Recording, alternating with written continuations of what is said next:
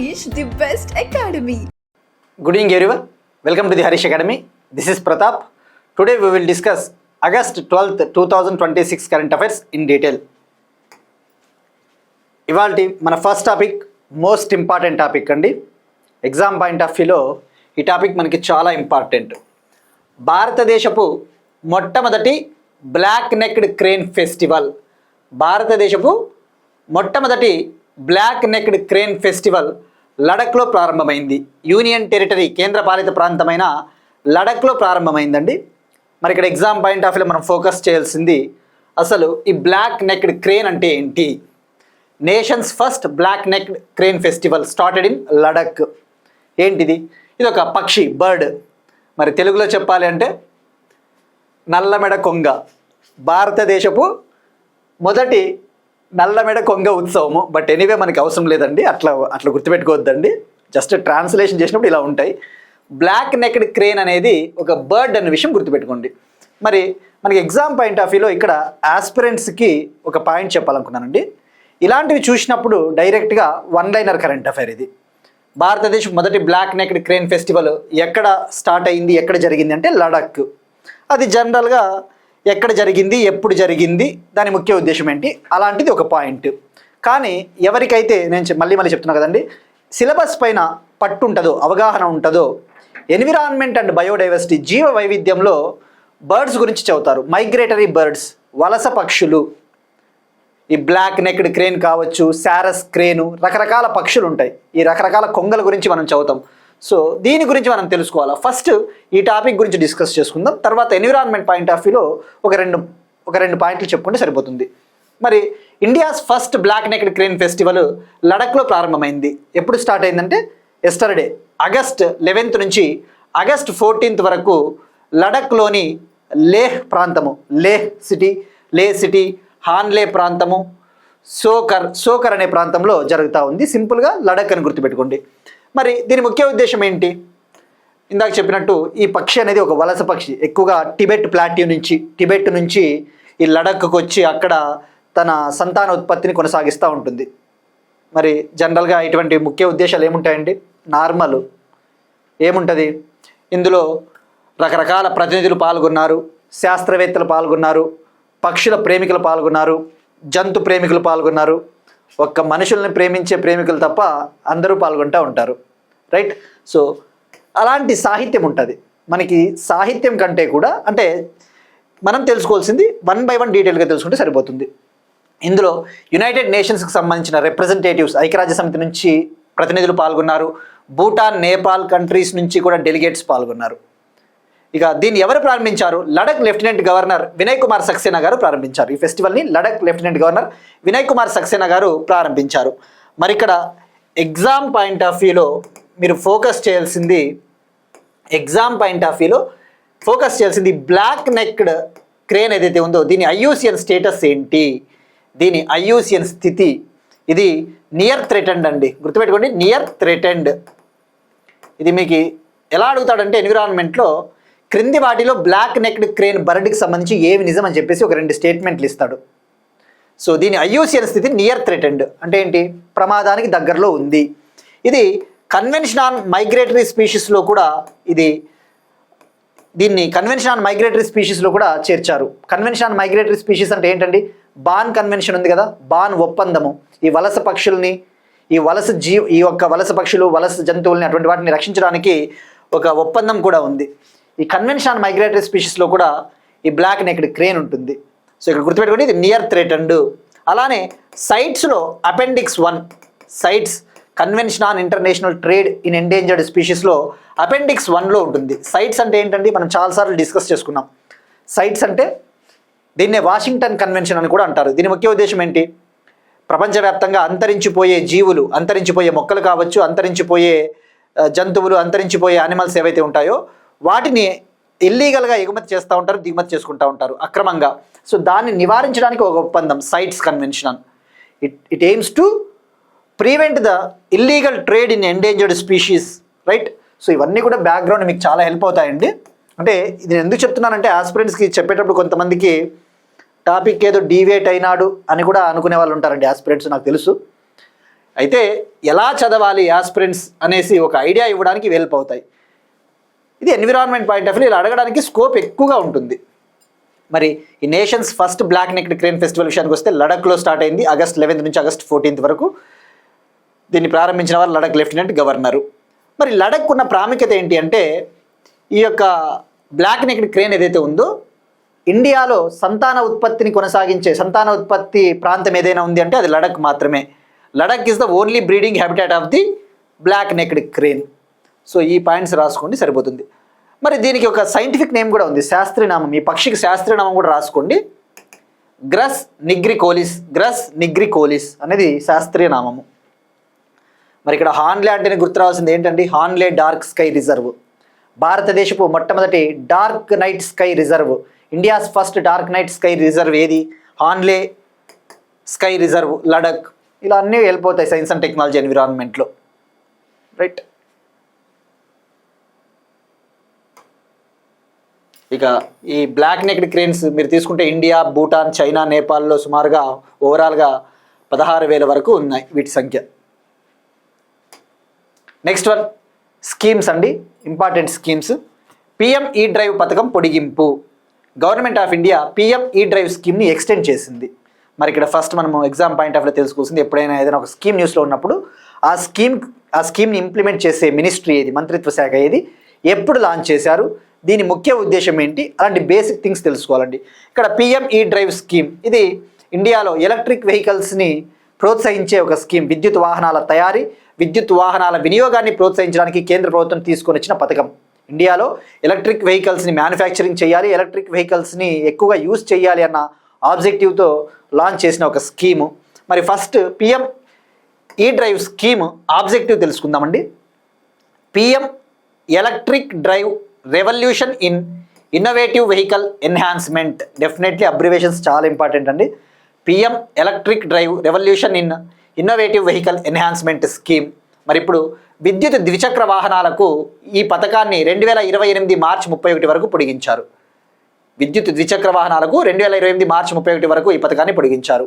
Electric two wheelers ఏవైతే ఉంటాయో electric two వీలర్స్కి ఈ స్కీమ్ని 2028 మార్చ్ 31 వరకు ఎక్స్టెండ్ చేశారు. అప్పటి వరకు ఇది అమల్లో ఉంటుంది. అలానే సబ్సిడీని కూడా సగానికి తగ్గించారు. గతంలో ఒక విద్యుత్ ద్విచక్ర వాహనాన్ని కొనుగోలు చేయాలి అంటే దానికి ఇచ్చే సబ్సిడీని ఇప్పుడు సగం చేశారు.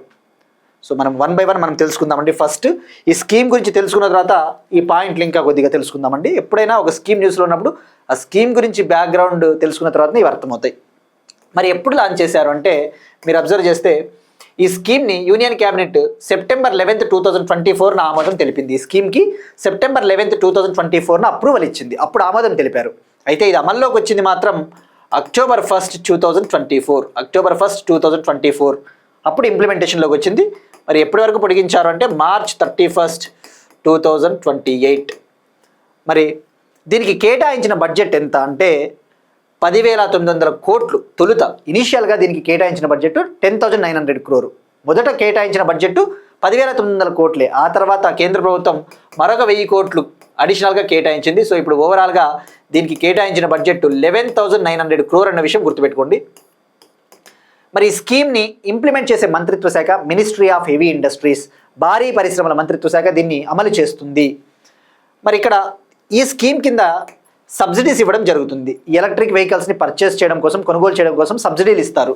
మరి వేటికి వర్తిస్తాయి ఆ సబ్సిడీలు అంటే electric 2 wheelers, electric 3 wheelers, electric ambulances, electric trucks, ఈ ట్రక్స్, ఇతరత్ర ఎలక్ట్రిక్ వెహికల్స్కి సబ్సిడీలు అందించడం జరుగుతుంది. సో మనకి ఇది ఎనఫ్ అండి ఈ స్కీమ్కి సంబంధించి. ఇప్పుడు ఈ పథకాన్ని పొడిగించారు కదా, మరి సబ్సిడీని తగ్గించారు, సగానికి తగ్గించారు. ఎంత ఇవ్వబోతా ఉన్నారో తెలుసుకోవాలి.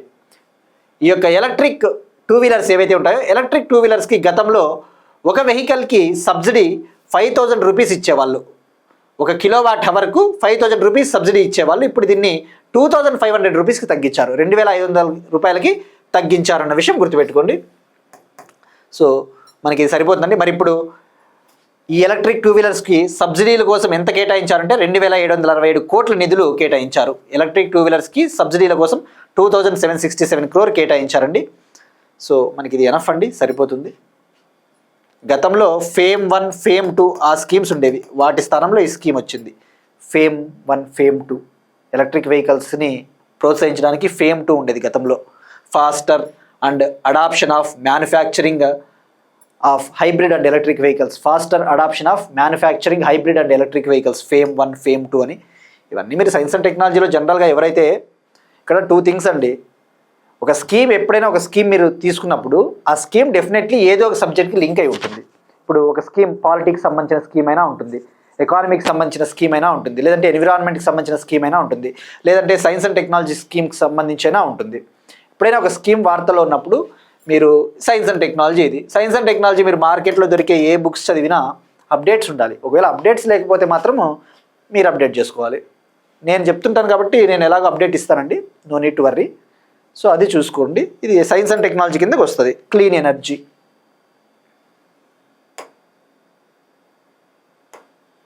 నెక్స్ట్ వన్, పాలిటిక్స్ సంబంధించి ఒక ఇంపార్టెంట్ బిల్లుకి రాష్ట్రపతి ఆమోదం తెలిపారండి. జనన మరణ రిజిస్ట్రేషన్ బిల్లుకు రాష్ట్రపతి ఆమోదం. The registration of births and deaths amendment bill 2026 జనన మరణ రిజిస్ట్రేషన్ బిల్లుకు ప్రెసిడెంట్ అప్రూవల్ ఇచ్చారు.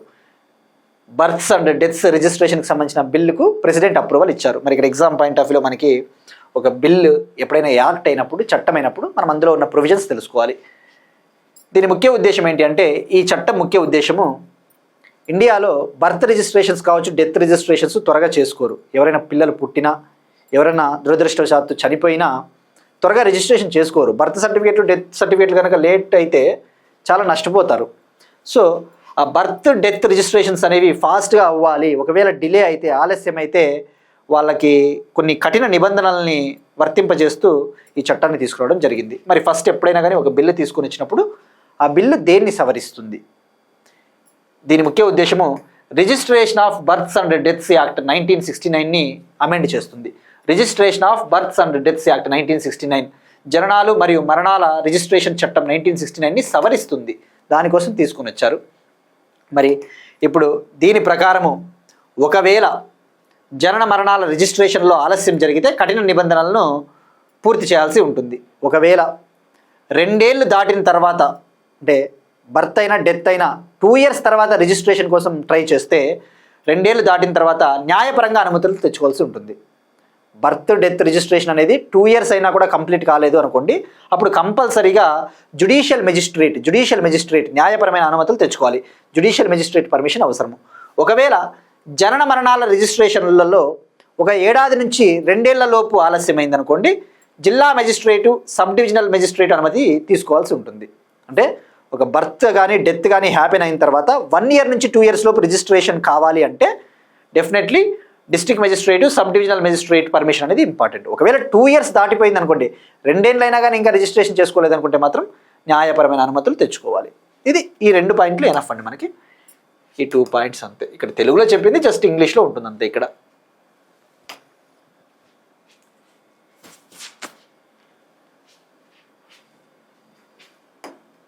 Next one, most important topic అండి.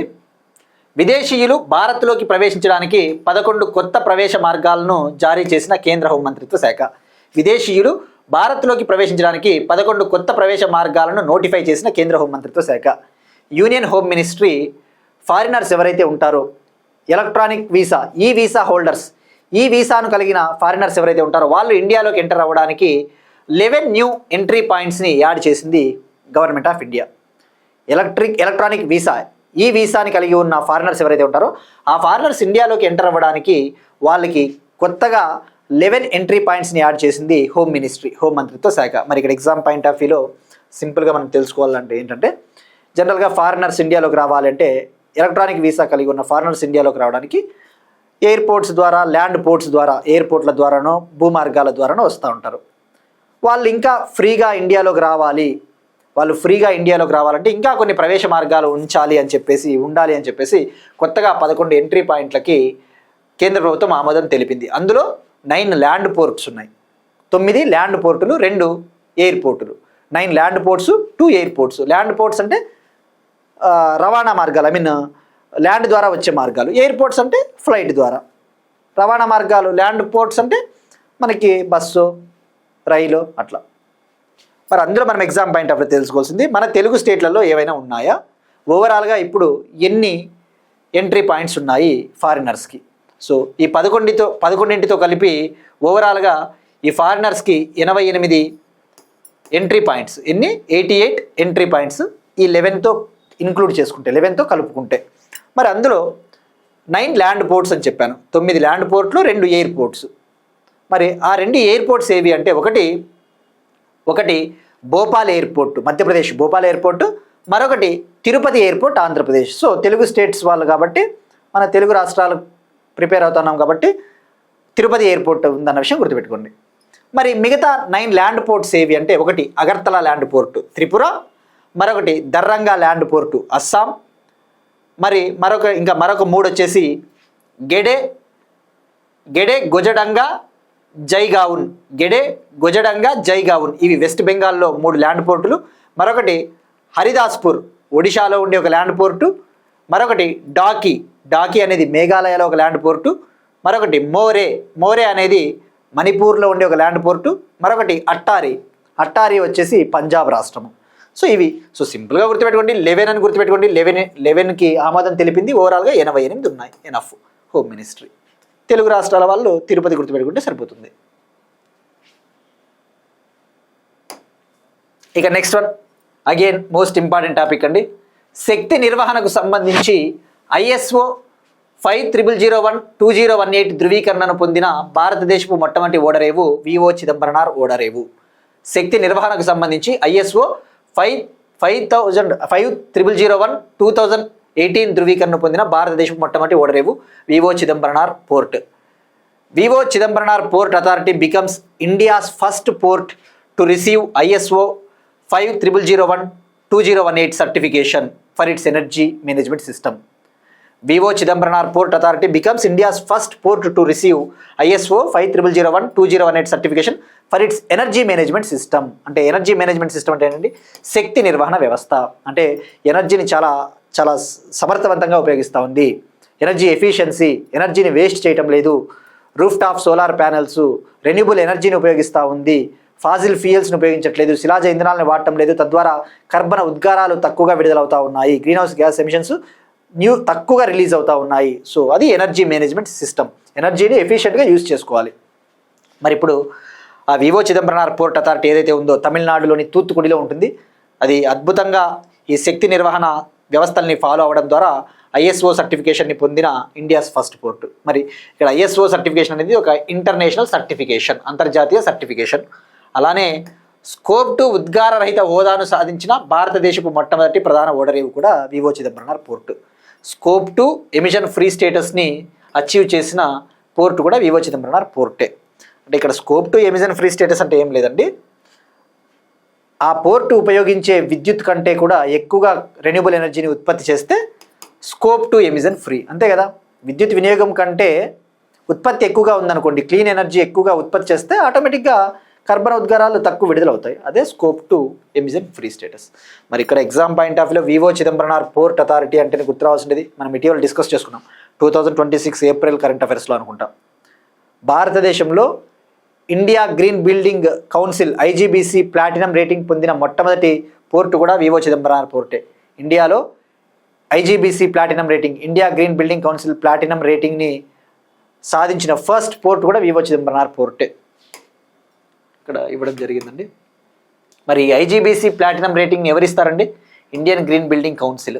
ఎందుకు ఇస్తారు అంటే అక్కడ చాలా అద్భుతమైన శక్తి నిర్వహణ పద్ధతులను ఫాలో అవుతూ ఉన్నారు.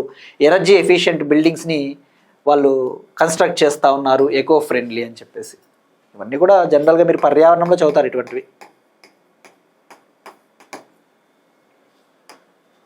నెక్స్ట్ వన్, ఆంధ్రప్రదేశ్కి సంబంధించి ఒక ఇంపార్టెంట్ టాపిక్ న్యూస్లో ఉందండి. తల్లి బిడ్డ express. Andhra Pradesh health minister Satyakumar Yadav గారు ఎస్టర్డే తల్లి బిడ్డ ఎక్స్ప్రెస్ వెహికల్స్ని లాంచ్ చేశారు. తల్లి బిడ్డ ఎక్స్ప్రెస్ వెహికల్స్ని లాంచ్ చేశారు. మరి ఎక్కడ లాంచ్ చేశారు అంటే పల్నాడు డిస్టిక్ నరసరావుపేటలోని ఏరియా హాస్పిటల్లో, పల్నాడు డిస్టిక్ నరసరావుపేటలోని ఏరియా హాస్పిటల్ వద్ద ప్రారంభించారు. మరి ఇక్కడ తల్లి బిడ్డ ఎక్స్ప్రెస్ వెహికల్స్ అంటే ఏంటో తెలుసుకోవాలి. వీటినే 102 సర్వీస్ వెహికల్స్ అంటారు. 102 సర్వీస్ అంటే తల్లి బిడ్డ ఎక్స్ప్రెస్. మరి ఏంటివి ఇవి? తల్లి బిడ్డ ఎక్స్ప్రెస్ తల్లి ఆరోగ్యాన్ని, బిడ్డ ఆరోగ్యాన్ని సంరక్షించడానికి తీసుకొని వచ్చిన వెహికల్స్. ఒక తల్లి గవర్నమెంట్ హాస్పిటల్లో ప్రసవాన్ని కావింపజేయడానికి ఆ తల్లిని గవర్నమెంట్ హాస్పిటల్స్కి తీసుకుని వెళ్ళి సేఫ్గా అక్కడ కాన్పు జరిగిన తర్వాత తిరిగి వాళ్ళని ఇంటికి చేర్చే వెహికల్సే తల్లి బిడ్డ ఎక్స్ప్రెస్ వెహికల్స్. అంటే maternal health care, new born health care, maternal health care, new born health care కోసం తీసుకొని వచ్చిన ఒక సర్వీస్. మరి ఆ సర్వీస్ నెంబర్ ఎంత అంటే 102 అన్న విషయం గుర్తుపెట్టుకోండి. మరి ఆంధ్రప్రదేశ్ ప్రభుత్వం ఎన్ని నిన్న లాంచ్ చేశారు అంటే 300 వెహికల్స్ని నిన్న లాంచ్ చేశారు, 300 వెహికల్స్ని లాంచ్ చేశారు. ఓవరాల్గా ఆంధ్రప్రదేశ్ ప్రభుత్వం 500 వెహికల్స్ని ప్రొక్యూర్ చేస్తూ ఉంది, 500 తల్లి బిడ్డ ఎక్స్ప్రెస్ వెహికల్స్ని కొనుగోలు చేస్తూ ఉంది. మరి ఇందులో భాగంగా ఫీమేల్ డ్రైవర్స్ని రిక్రూట్ చేసుకోబోతూ ఉన్నారు, మహిళా డ్రైవర్లని వీళ్ళు ఉద్యోగాల్లోకి తీసుకోబోతూ ఉన్నారు, ఫీమేల్ డ్రైవర్స్. మరి ఇక్కడ ఎగ్జామ్ పాయింట్ ఆఫ్ వ్యూలో మెయిన్గా ఫోకస్ చేయాల్సింది ఇందులో సర్వీసెస్ ఏముంటాయంటే సేఫ్టీ ఫీచర్స్ కూడా ఉంటాయి, అత్యాధునిక సేఫ్టీ ఫీచర్స్. ఉదాహరణకు ఈ వెహికల్స్లో ఎయిర్ బ్యాగ్స్ ఉంటాయి, ఎయిర్ బ్యాగ్స్ యాక్సిడెంట్ జరిగితే ఎయిర్ బ్యాగ్స్ ఓపెన్ అవుతాయి, GPS tracking, reverse parking sensors, child lock facility, sliding doors. ఇవన్నీ ఏంటంటే అండి ఆప్షన్స్లో ఇట్లా ఇస్తాడు స్టేట్మెంట్లలో. క్రింది వాటిలో తల్లి బిడ్డ ఎక్స్ప్రెస్ స్కీమ్కి సంబంధించి ఏవి నిజం అన్నప్పుడు ఒక 3 లేదా 4 స్టేట్మెంట్లు ఇచ్చినప్పుడు ఇస్తాడు. వీటిని 102 సర్వీస్ వెహికల్స్ అంటారు, ఆంధ్రప్రదేశ్ ప్రభుత్వం 500 కొనుగోలు చేసింది, ఇందులో సేఫ్టీ ఫీచర్స్ ఉంటాయి, ఇట్లా ఇస్తాడనమాట. అవి హెల్ప్ అవుతాయి మనకి ఈ పాయింట్స్. మరి ఇక్కడ చూస్తే తెలుగులో చెప్పిందంతా జస్ట్ ఇంగ్లీష్లో ఉంటుందండి. ఇక్కడ ఫ్రీ ట్రాన్స్పోర్ట్, వాళ్ళు గవర్నమెంట్ హాస్పిటల్స్లో వాళ్ళు డెలివరీ అయిన తర్వాత ఉమెన్ మళ్ళీ వాళ్ళని ఫ్రీగా ఇంటి దగ్గర డ్రాప్ చేస్తారు. 102. మరి ఈ సర్వీస్ని ఎవరు మెయింటైన్ చేస్తూ ఉన్నారు? ఈ 102 తల్లి బిడ్డ ఎక్స్ప్రెస్ సర్వీస్ని ఎవరికి హ్యాండ్ ఓవర్ చేసింది ఆంధ్రప్రదేశ్ ప్రభుత్వం అంటే విద్యవేద ఫౌండేషన్ మరియు Srinivasa tours and travels consortium. Vidyaveda foundation మరియు Srinivasa tours and travel consortium ఈ సర్వీస్ని హ్యాండిల్ చేస్తూ ఉంది, ఈ సర్వీస్ని ఆపరేట్ చేసే సంస్థలు. ఇక ఆంధ్రప్రదేశ్ ప్రభుత్వము 2026-27 ఆర్థిక సంవత్సరానికి గాను 37.4 కోట్లు కేటాయించింది ఈ వెహికల్స్ కోసం. 2026-27 ఇయర్ కోసం 37.4 crore కేటాయించింది ఈ వెహికల్స్ కోసం. నెక్స్ట్ వన్ స్పేస్ టెక్నాలజీకి సంబంధించి మోస్ట్ ఇంపార్టెంట్ టాపిక్ అండి. Moon base program NASA. NASA moon base program అనే ఒక ప్రోగ్రామ్ని అనౌన్స్ చేసింది. ఇందులో జాయిన్ అవ్వాల్సిందిగా ఇస్రోని ఆహ్వానించింది. భారతదేశానికి చెందిన ఇండియన్ స్పేస్ రీసెర్చ్ ఆర్గనైజేషన్ భారత అంతరిక్ష పరిశోధన సంస్థని ఇన్వైట్ చేసింది. NASA invited ISRO to join its moon base programme under the Artemis accords. Artemis ఒప్పందాల కింద నాసా యొక్క మూన్ బేస్ ప్రోగ్రాంలో చేరాలని ఇస్రోను ఆహ్వానించిన నాసా, సింపుల్గా చెప్పాలంటే. రైట్, మరి ఇక్కడ మనం 1 by 1 తెలుసుకోవాలండి. ఫస్ట్ చాలా ఉన్నాయి తెలుసుకోవాల్సినవి, science and technology, space technology. ఎవరికైతే ఇంట్రెస్ట్ ఉంటుందో ఇంకా ఇంట్రెస్టింగ్ ఉంటుంది వాళ్ళకి. మరి మూన్ బేస్ ప్రోగ్రామ్ అంటే ఏంటి? పేర్లోనే ఉంది, మూన్ పైన ఒక బేస్ని ఏర్పాటు చేయాలి, ఒక పర్మనెంట్ బేస్ని ఏర్పాటు చేయాలి, ఒక శాశ్వత స్థావరాన్ని ఏర్పాటు చేయాలి అని చెప్పేసి నాసా ఇటీవల అనౌన్స్ చేసింది.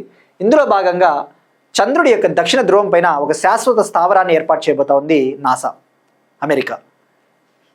మూన్ యొక్క సదరన్ పోల్ పైన ఒక పర్మనెంట్ బేస్ స్టేషన్ని సెటప్ చేయబోతా ఉంది మూన్ బేస్ ప్రోగ్రాంలో భాగంగా. దీన్ని ఆర్టెమిస్ అకార్డ్స్లో భాగంగా ఏర్పాటు చేయబోతున్నారు, ఆర్టెమిస్ ఒప్పందాల్లో భాగంగా ఏర్పాటు చేయబోతూ ఉన్నారు.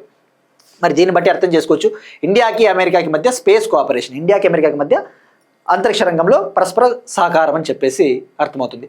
మరి ఎప్పుడు ఇన్వైట్ చేసిందంటే ఇటీవల యాక్చువల్లీ బెంగళూరులో ఇండియా అమెరికా మధ్య civil space joint working group 9వ సమావేశం జరిగింది. ఇటీవల బెంగళూరు కర్ణాటకలో India America civil space joint working group 9th meeting జరిగింది, 9వ సమావేశం. అక్కడ యాక్చువల్లీ ఇన్వైట్ చేశారు. బట్ ఇది మనకి నో నీడ్ అండి, ఎక్కడ ఇన్వైట్ చేశారు, ఎప్పుడు ఇన్వైట్ చేశారు కాదు మనకు ముఖ్యం. ఎక్కడ ఇన్వైట్ చేశారు, ఎప్పుడు ఇన్వైట్ చేశారు కాదు, ఇన్వైట్ చేశారా లేదా అంతే. మరి ఇక్కడ ఇది ఒక పాయింట్. మరి ఇక్కడ ఫస్ట్ 1 by 1 ఫోకస్ చేయాల్సింది ఆర్టెమిస్ అకార్డ్స్ అంటే ఏంటండి, ఆర్టెమిస్ ఒప్పందాలు అంటే ఏంటండి, మనం చాలాసార్లు డిస్కస్ చేసుకున్నాం. ఆర్టెమిస్ ఒప్పందాలు అంటే, ఈ ఆర్టెమిస్ ఒప్పందాలు అమెరికా లాంచ్ చేసింది, 2020లో లాంచ్ చేసింది, 2020లో నాసా లాంచ్ చేసింది మరో 7 దేశాలతో కలిసి. సో ఈ ఆర్టెమిస్ ఒప్పందాల్లో మొత్తం వ్యవస్థాపక దేశాలు 8 ఉంటాయి. ఆర్టెమిస్ అకార్డ్స్లో ఫౌండింగ్ కంట్రీస్ అంటే వీటిని ఏర్పాటు చేసిన దేశాలు ఓవరాల్గా 8 అమెరికాతో కలిపి. ఎప్పుడు లాంచ్ చేశారు? 2020. వీటి ముఖ్య ఉద్దేశం ఏంటి అంటే ఇప్పుడు మూన్ కావచ్చు, అవుటర్ స్పేస్ ఉంది కదా, అంతరిక్ష రంగాన్ని, ఉదాహరణకు మూన్, చంద్రుడు, మార్స్, అంగారక గ్రహం, ఈ అవుటర్ స్పేస్, ఈ అంతరిక్ష రంగాన్ని శాంతియుతంగా ఉపయోగించుకోవాలి. దీన్ని పీస్ఫుల్గా యూస్ చేసుకోవాలి. అవుటర్ స్పేస్ లైక్ మూన్, మార్స్ని మనం పీస్ఫుల్గా యూస్ చేసుకోవాలి అని చెప్పేసి 2020లో ఓవరాల్గా 8 కంట్రీస్ లాంచ్ చేశాయి ఆర్టెమిస్ అకార్డ్స్. మరి ఇందులో ఇండియా మెంబరా, అది ఆలోచించుకోవాలా, మనం క్వశ్చన్ చేసుకోవాలా ఎప్పుడైనా ఇలాంటి వార్తలు ఉన్నప్పుడు. Yes, India is a member, India కూడా సభ్య దేశము. మరి ఓవరాల్గా ఎన్ని కంట్రీస్ ఉన్నాయంటే యాజ్ ఆఫ్ నౌ 70 కంట్రీస్ ఉన్నాయి. అఫీషియల్ వెబ్సైట్ చెక్ చేసుకోవాలి ఎప్పుడైనా ఇలాంటివి ఉన్నప్పుడు. చెప్పినా కదా, ఆర్టెమిస్ అకార్డ్స్ అని కొట్టండి, టైప్ చేయండి గూగుల్లో, పక్కన అఫీషియల్ వెబ్సైట్ అని చెక్ చేయండి, వస్తుంది. ఆర్టెమిస్ ఒప్పందాల్లో ఇప్పటివరకు సుమారుగా 70 దేశాలు జాయిన్ అయ్యాయి. మరి ఇవి ఏ టైప్ ఆఫ్ అగ్రిమెంట్స్? ఇవి వాలంటరీ, అంటే స్వచ్ఛంద ఒప్పందాలు.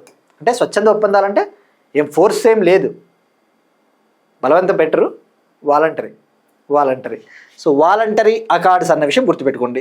Non binding, voluntary non binding అంటే ఇవేమీ తప్పనిసరిగా పాటించి తీరాలన్న నిబంధన ఏం లేదు. Non binding, voluntary. బైండింగ్ అంటే ఇక మన పైన మనం పాటించి తీరాల్సిందే.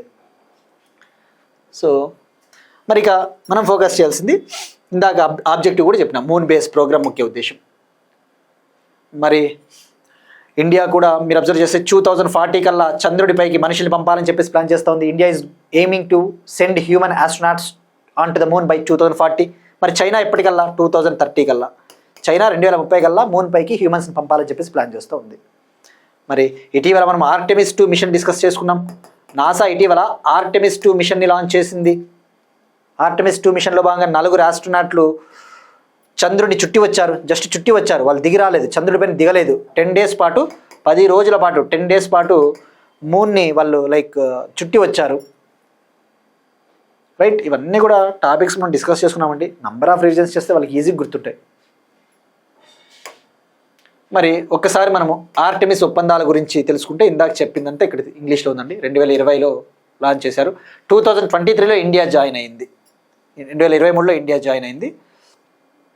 ఇండియా 27వ కంట్రీ. ఈ ఆర్టెమిస్ ఒప్పందాల్లో ఎన్నవ దేశంగా జాయిన్ అయిందంటే 27వ దేశము. ఓవరాల్గా ఇప్పుడు 70 దేశాలు ఉన్నాయి. మరి ఆ ఫౌండింగ్ కంట్రీస్ ఏవి అంటే చాలా ఇంపార్టెంట్ అండి. స్పేస్ టెక్నాలజీలో, సైన్స్ అండ్ టెక్నాలజీలో 75 మార్క్స్. ఏపీ గ్రూప్ 2 తీసుకున్నా, తెలంగాణ గ్రూప్ 2 తీసుకున్నా, గ్రూప్ 1 తీసుకున్నా, యూపీఎస్సీ తీసుకున్నా, ఆస్పిరెంట్స్కి ఎవరైతే యూపీఎస్సీ లాంటి ఎగ్జామ్స్ ప్రిపేర్ అవుతూ ఉంటారో మీ ఫ్రెండ్స్కి తప్పకుండా షేర్ చేయండి. యూపీఎస్సీకి ఎవరైతే ప్రిపేర్ అవుతూ ఉంటారో డెఫినెట్లీ వాళ్ళకి 100% హెల్ప్ అవుతాయండి. మీ ఫ్రెండ్స్ ఎవరైనా ఉంటే తప్పకుండా షేర్ చేయండి. ఆర్టెమిస్ అకార్డ్స్లో 8 సభ్య దేశాలు, 8 ఫౌండింగ్ కంట్రీస్, వ్యవస్థాపక దేశాలు: US, Australia, Canada, Italy, Japan, Luxembourg, UAE, UK. India founding country కాదన్న విషయం గుర్తుపెట్టుకోండి. ఇండియా సభ్య దేశం కాదు. స్టేట్మెంట్లలో ఎలా ఇస్తాడంటే అండి, కింది వాటిలో ఆర్టెమిస్ ఒప్పందాలకు సంబంధించి ఏవి నిజం అన్నప్పుడు ఒక స్టేట్మెంట్ నేనైతే ఏమిస్తానంటే, ఈ ఆర్టెమిస్ ఒప్పందాల వ్యవస్థాపక దేశాల్లో ఇండియా కూడా ఒకటి అంటాడు, ఇండియా కూడా ఫౌండింగ్ కంట్రీ అంటాను నేనైతే. మనకి అదొక్క పాయింట్ గుర్తున్నా కూడా ఎలిమినేట్ చేయొచ్చు ఆప్షన్స్. ఇలా ఉంటాయి అఫీషియల్ వెబ్సైట్. 70 కంట్రీలు లెక్క పెట్టుకోవచ్చండి, మీ ఓపిక లెక్క పెట్టుకుంటే 70 ఉంటాయి. నెక్స్ట్ వన్, డిఫెన్స్కి సంబంధించి విధుల్లోకి అత్యాధునిక గస్తీ నౌక శృతి. విధుల్లోకి అత్యాధునిక గస్తీ నౌక శృతి. ఇండియన్ నేవీలోకి అత్యాధునిక గస్తీ నౌక శృతి జాయిన్ అయింది. Indian navy launches next generation patrol vessel Shruti. So ఇలాంటి షిప్స్ న్యూస్లో ఉన్నప్పుడు మనం తెలుసుకోవాల్సింది అది ఏంటిది అసలు. ఫర్ ఎగ్జాంపుల్ అది స్టెల్త్ ఫ్రిగేటా, లేకపోతే ప్యాట్రోలింగ్ వెజలా, లేకపోతే డైవింగ్ సపోర్ట్ వెజలా, ఇలాంటివి తెలుసుకుంటే సరిపోతుంది.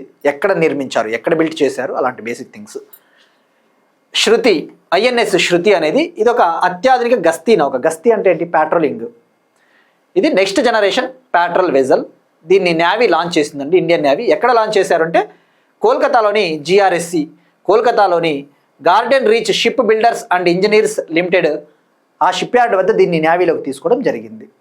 మరి ఏంటిది ఇది? దీని ముఖ్య ఉద్దేశం ఏంటి అంటే భారత తీరాన్ని పర్యవేక్షించాలి, భారత తీరాన్ని గస్తీ చేపట్టాలి, యాంటీ పైరసీ ఆపరేషన్స్, పైరసీని నిరోధించాలి సముద్ర జలాలలో. India's maritime surveillance, anti piracy missions కోసం దీన్ని యూస్ చేస్తారు.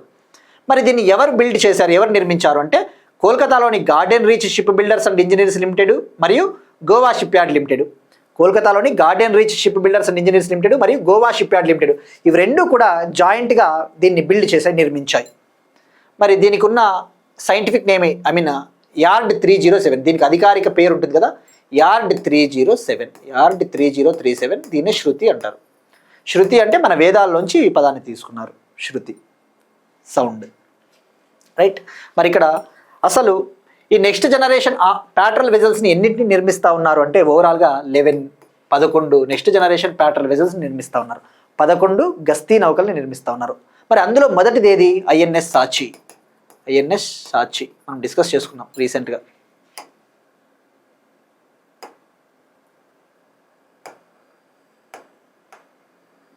ఈ next generation offshore patrol vessel ప్రాజెక్ట్లో భాగంగా 11 షిప్స్ని నిర్మిస్తూ ఉన్నారు. ఈ 11ంటిని ఎక్కడ నిర్మిస్తున్నారంటే గోవా షిప్ యార్డ్ లిమిటెడ్ మరియు GRSE, garden reach ship builders and engineers. మరి ఫస్ట్ది ఏది? ఐఎన్ఎస్ సాచి మనం డిస్కస్ చేసుకున్నామండి రీసెంట్గానే, ఏప్రిల్ 2026 కరెంట్ అఫైర్స్లో. మొదటిది ఐఎన్ఎస్ సాచి. దీన్ని ఎవరు నిర్మించారు అంటే Goa shipyard limited. Next one, మరణశిక్షను రద్దు చేసిన మొదటి అరబ్ దేశం లెబనాన్. నీకు ఇంటర్నేషనల్ రిలేషన్స్ అండి. మరణశిక్షను రద్దు చేసిన మొదటి అరబ్ దేశం లెబనాన్. లెబనాన్ కంట్రీ డెత్ పెనాల్టీని అబాలిష్ చేసింది. లెబనాన్ కంట్రీ డెత్ పెనాల్టీని అబాలిష్ చేసింది. మరణశిక్షను రద్దు చేసిన మొదటి అరబ్ దేశం Lebanon. First Arab country to abolish death penalties Lebanon. మరణశిక్షను రద్దు చేశారు. ఇక ఆ మరణశిక్షణ కాస్త యావజ్జీవ కారాగార శిక్షగా విధించింది లెబనాన్ కంట్రీ. మరి ఇక లెబనాన్ క్యాపిటల్ ఏదండి? బీరట్. లెబనాన్ క్యాపిటల్ ఎక్కడ ఉంటుంది? బీరట్ కదా, లెబనాన్ క్యాపిటల్ బీరట్. మరి ఇక్కడ మీరు ఇక్కడ మ్యాప్ పాయింటింగ్లో చూసుకుంటే లెబనాన్కి బార్డర్ కంట్రీస్ ఏమున్నాయో చూసుకోవాలండి. ఇది మెడిటరేనియన్ సీ బార్డర్ కంట్రీ, మధ్యధరా సముద్రానికి బార్డర్ కంట్రీ. ఇక లెబనాన్కి బార్డర్ కంట్రీస్ ఏమున్నాయంటే సిరియా ఉంది, నార్త్ ఈస్ట్ సైడ్ సిరియా ఉంది, ఇజ్రాయెల్ ఉంది. రెండే కంట్రీలే బార్డర్ కంట్రీలు, సిరియా, ఇజ్రాయెల్, మెడిటరేనియన్ సీ కూడా బార్డర్ కంట్రీ.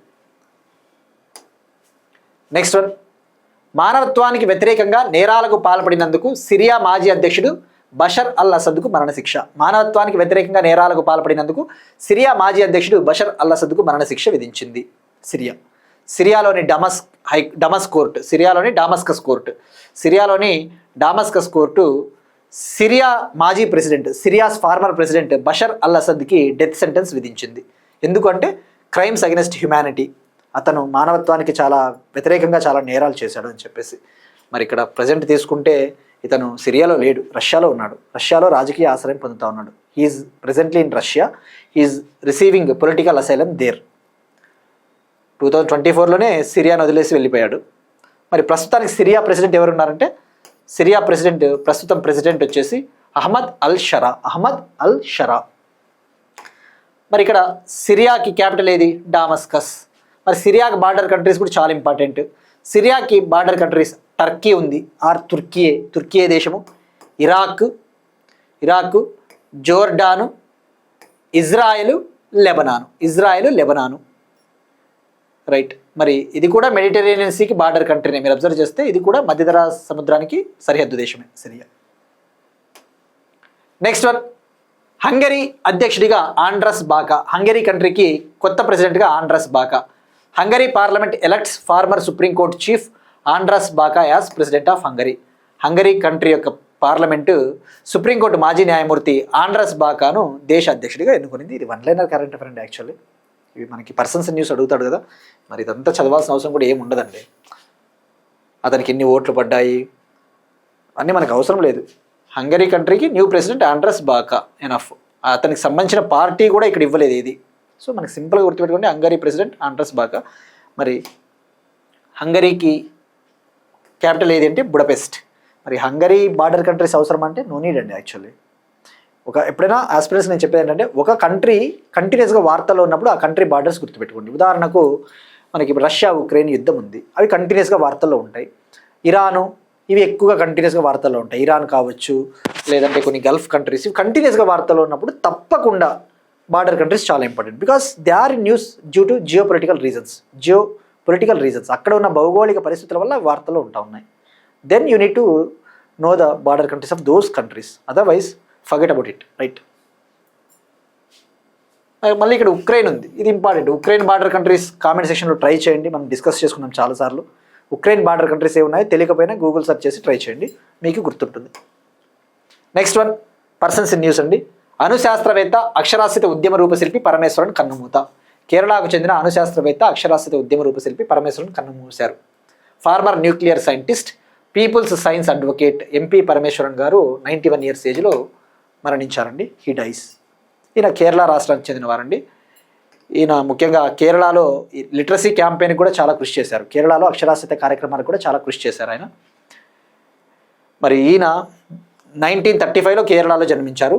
1957 నుంచి 1975 వరకు ముంబైలోని బాబా అణు పరిశోధన కేంద్రంలో శాస్త్రవేత్తగా పనిచేశారు.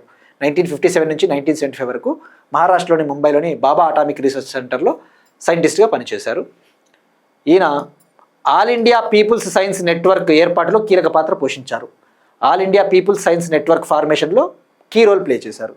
మరి all India people's science network అనేది అది పీపుల్స్ సైన్స్ ఆర్గనైజేషన్స్కి ఒక ప్లాట్ఫామ్, పీపుల్స్ సైన్స్ సంస్థలకి ఒక ప్లాట్ఫామ్ లాగా పనిచేసింది. ఆ సంస్థకి ఆయన సెక్రటరీగా పనిచేశాడు. ఆ తర్వాత ప్రెసిడెంట్గా కూడా పనిచేశారు. సింపుల్గా ఆయన ఏ రాష్ట్రము, ఆయన ప్రొఫెషన్ ఏంటి, those things are enough. Next one, books in news అండి. వార్తలు ఉన్న పుస్తకాలు. క్షీరద జాతులపై గ్రంథం. క్షీరద జాతులపై గ్రంథం.